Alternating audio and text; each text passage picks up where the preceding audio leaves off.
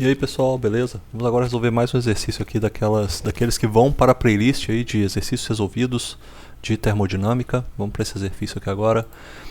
Um recipiente de aço de massa 1,2 kg, aqui ó, vou pegar, marcar ele. Tem o aço de massa 1,2 kg, mantém a pressão constante, isobárico, nosso processo em seu interior. E contém inicialmente 1,5 kg de R134 a 40 graus Celsius e 500 kPa. O conjunto é resfriado no refrigerador até a temperatura de menos 20 graus Celsius. Determine o calor transferido no processo de resfriamento e a variação de entropia no conjunto R134A mais aço. Beleza.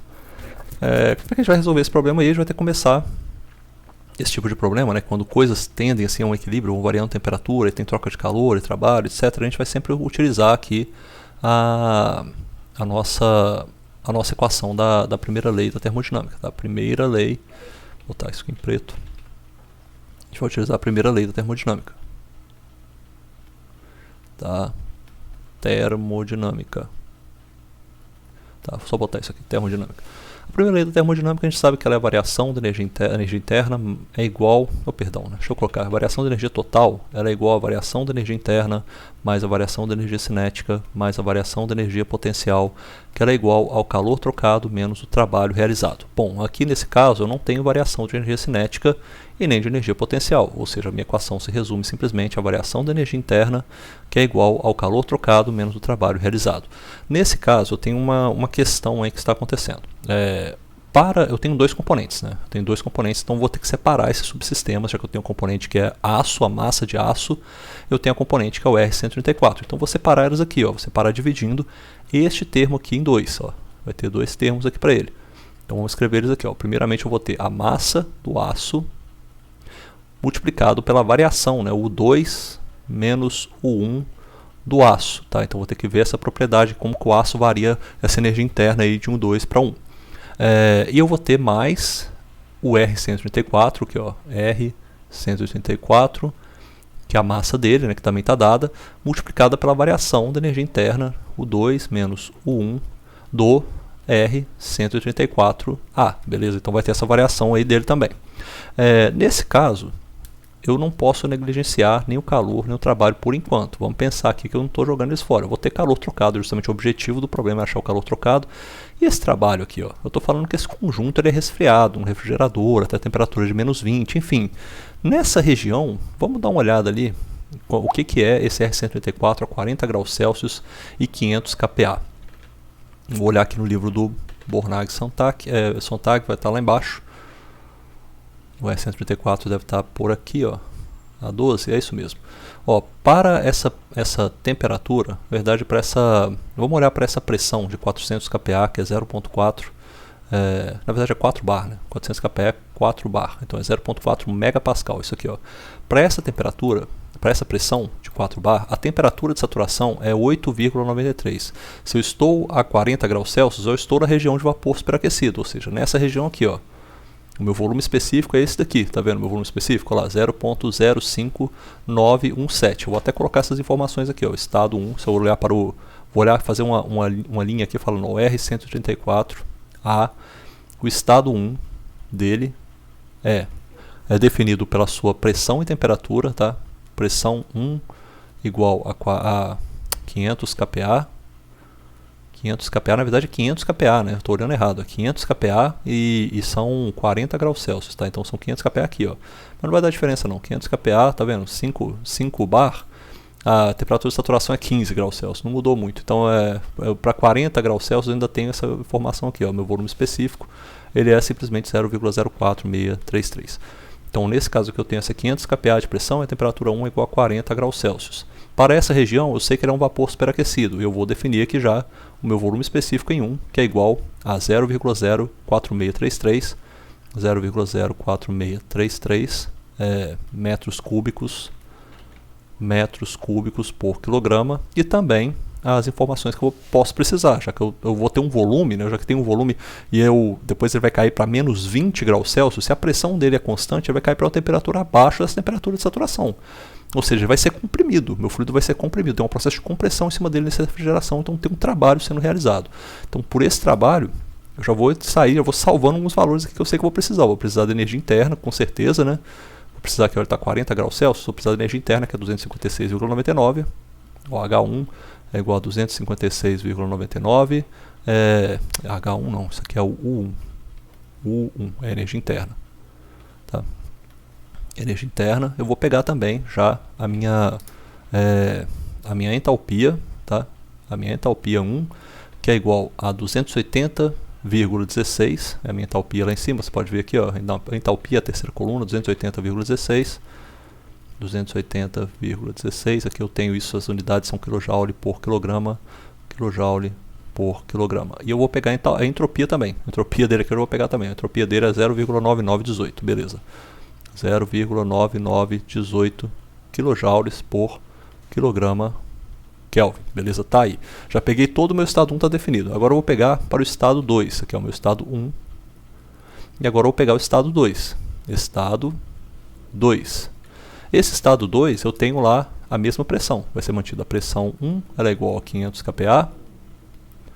E a minha temperatura 1, agora ela baixa, ela vai chegar a menos 20 graus Celsius, ou seja, ela baixou muito. Vamos olhar onde é que está esse 20 graus Celsius. Eu olho aqui na tabela de saturação do R134, para a pressão de 5 bar, ela está abaixo da temperatura de saturação. Se ela está abaixo da temperatura de saturação, significa que ela está na região de líquido comprimido.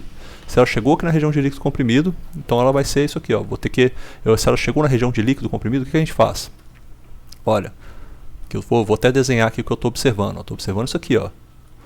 Vou plotar um diagrama TV, um diagrama T, temperatura, volume. Eu tenho aqui o domo de líquido vapor, tá? Eu tenho uma região aqui que está com tá mais ou menos essa pressão aqui, ó. Tá essa pressão, essa linha isobárica, que eu falo que essa pressão aqui é igual a 500 kPa, tá? Tá nessa linha aí, essa linha azul. Quando ele estava a 400 graus Celsius, quando ele estava a 40 graus Celsius, a minha temperatura de saturação é essa aqui, é 15, o quê? 15, tá aqui, ó, 15,74. 15,74. Quando ele estava a 40 graus Celsius, ele estava aqui em cima, ó. Estava nessa região, estava a 40 graus Celsius, tá? Mas agora ele está a menos 20, ou seja, está aqui abaixo, está bem abaixo, aqui, ó, menos 20 graus Celsius, ou seja, está bem lá embaixo. Nessa região aqui, a gente já sabe o que a gente tem que fazer. Chegou na região de líquido comprimido, chegou nessa região aqui, ó, principalmente para R134, que eu não tenho dados para ele na região de líquido comprimido, sabe? Eu não consigo buscar esses dados em uma tabela. Para esse caso, eu só posso fazer o seguinte, eu posso pegar aqui a minha temperatura de 20 graus Celsius e aproximar esse valor pelo valor que eu tenho aqui, ó, o valor do líquido comprimido. Ou seja, neste caso, todos os valores, qualquer propriedade que eu tenha, seja a energia interna, entalpia, vamos pegar, por exemplo, a entalpia. A entalpia que eu tenho em 2, ela é igual à entalpia, eu sei que a minha entalpia no caso, né, a entalpia que ela é dependente da temperatura e da pressão. Mas aqui agora eu vou aproximar como se ela fosse só dependente da temperatura, vai ser uma entalpia do líquido saturado, tá? E ela depende só da temperatura. Ou seja, eu vou aproximar esses valores aqui. Isso vale para todas as propriedades. Então vamos buscar as propriedades aqui, vamos trazer elas. Olha, eu vou lá na minha tabela, olho para essa temperatura, que é menos 20 agora, está nessa temperatura aqui, ó. Menos 20, eu vou trazer todas as propriedades que eu tenho de líquido saturado. Primeira propriedade é o volume específico, que eu tenho essa aqui, ó, 0,7361. Então vou buscar aqui, ó, volume específico em 1 é igual a 0,7361, com cuidado que isso aqui está vezes 10 a menos 3, tá? Metros cúbicos por quilograma. E agora eu busco o meu U1, a energia interna em 1. Perdão, que agora é 2, né? Isso aqui agora é 2, isso aqui é 2, isso aqui é 2, volume específico em 2, isso aqui também é volume específico em 2, tá? Então agora é a minha energia interna em 1, em 2, né? Que vai ser isso aqui, ó, do líquido saturado, 24,17. 24,17 kJ por quilograma. Eu tenho a minha entalpia em 2, que ela é igual a quê? A entalpia em 2 é a entalpia do líquido saturado, 24,26, ó. 24,26 kJ por quilograma.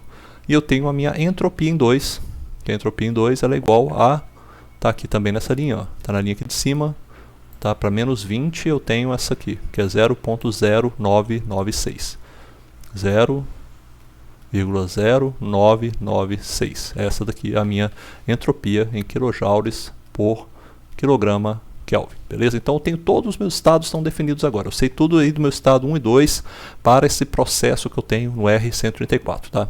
Eu poderia, inclusive, colocar esse resultado aqui agora. Já falar, resolvido aí um problema e já matamos ele. Mas tem uma questão. Nesse caso aqui, ó, eu não vou ter resolvido ainda, porque eu ainda tenho isso aqui, ó. Eu tenho o meu calor, que eu quero encontrar, menos o trabalho. Esse trabalho, muito nos aparenta ser um trabalho de compressão, porque eu saio de um volume específico que é bem alto, tá vendo aqui, ó, 0,04, não alto, né, um volume específico, e cai para um volume específico lá na faixa de 10 a menos 3, ou seja, eu estou comprimindo o meu fluido. Então vamos falar que esse processo é um processo de compressão. Eu vou reescrever essa equação aqui, ó, eu vou separar os termos agora. Primeira coisa que eu vou fazer vai ser isso aqui, ó, vou falar que o meu trabalho, ele é igual a um processo de compressão. Eu tenho a pressão dV, certo? Mas nesse caso aqui, como é que eu vou fazer esse trabalho aí? Eu vou ter que dar uma simplificada nele, né? Porque ele está com um Vzão, eu quero trabalhar com um Vzinho. Para eu trabalhar com um Vzinho, eu tenho que dividir esse trabalho aí pela massa. Deixa eu ver o que eu vou botar aqui. Eu vou separar ele dessa forma aqui, ó. Vou falar que a pressão... vou fazer dessa forma aqui, ó. Vai ser mais fácil, ó. Vou simplesmente fazer isso aqui. Eu pensei, eu vou tirar a massa para fora. Vai ficar assim, a massa do R134, que é o único que realiza trabalho, tá? Não tem trabalho realizado para a parte do aço. O aço não varia seu volume. O aço não tem variação de volume. Então, por isso que eu não estou preocupado com o aço. O aço não vai variar volume, então ele não retém trabalho.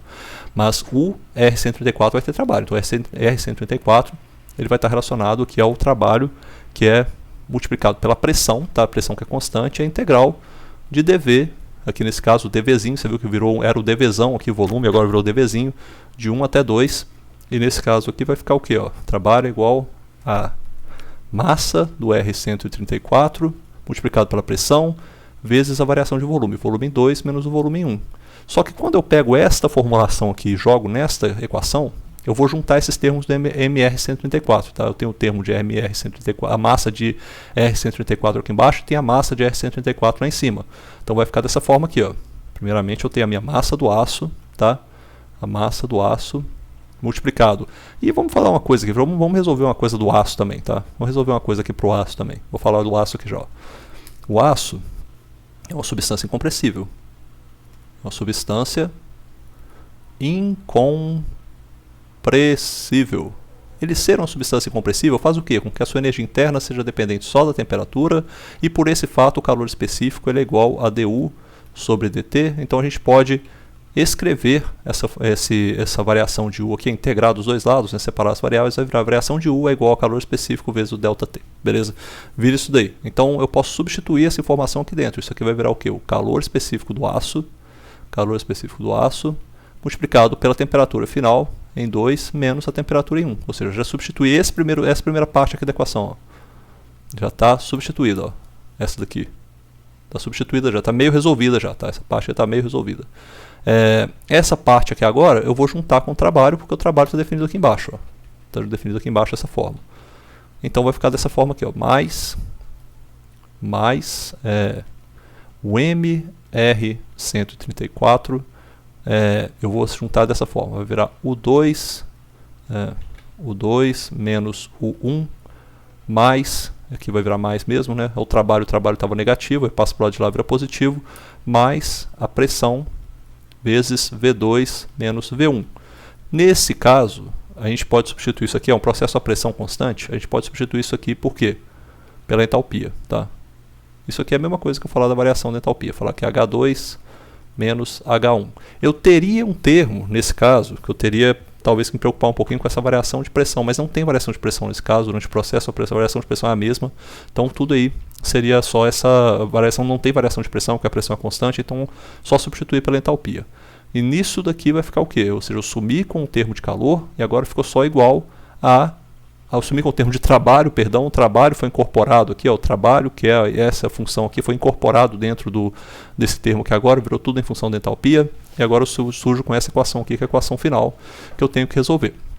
A minha equação final fica dessa forma aqui, então, ó, a massa do aço, multiplicado pelo calor específico do aço, vezes T2 menos T1, é igual a massa, não, perdão, mais a massa do R134 multiplicado por H2 menos H1, isso aqui para o R134 também, tá? Isso aqui vale só para o aço, é a variação de temperatura do aço, é a variação de temperatura, a variação de entalpia do R134, isso aqui é igual ao calor trocado, ou seja, só eu substituir os valores eu encontro qual que é o calor trocado.